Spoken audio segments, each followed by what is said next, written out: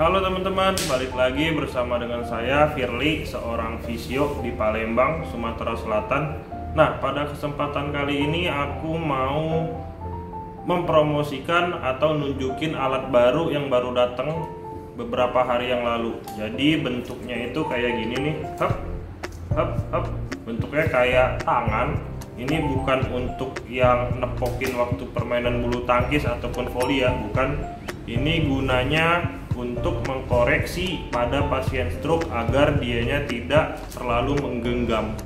Nah, aku beberapa bulan terakhir itu banyak banget kedapetan pasien dengan kondisi stroke, dan rata-rata sebagian besar itu mempunyai keluhan dianya tangannya itu susah untuk meluruskan kembali seperti ini. Jadi dianya ngegegem terus mereka nanya tuh, "Mas, ini bisa nggak sih biar lurus lagi?"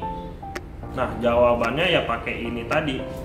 Nah, terus mereka nanya, "Mas, boleh nggak pakai bola kasti atau bola tenis untuk biar dianya menggenggam kayak gini?" Tuh, kan genggam nih, dipakein bola tenis biar dianya nggak terlalu menggenggam. Itu boleh nggak sih?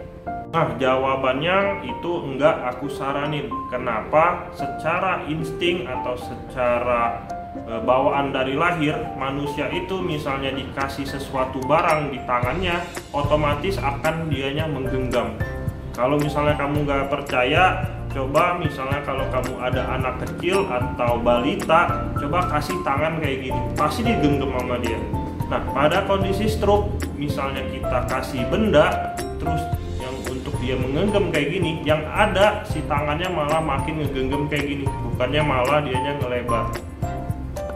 Pada alat ini itu nanti pemakaiannya dipakein, jadi dianya kayak gini, terus dikunci pakai kayak tali menali ini.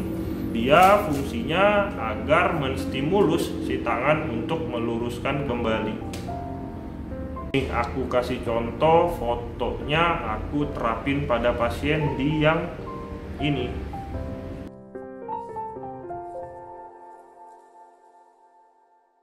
Nah, itu dulu aja untuk video kali ini. Mungkin pendek, tapi semoga bermanfaat ya. Dadah.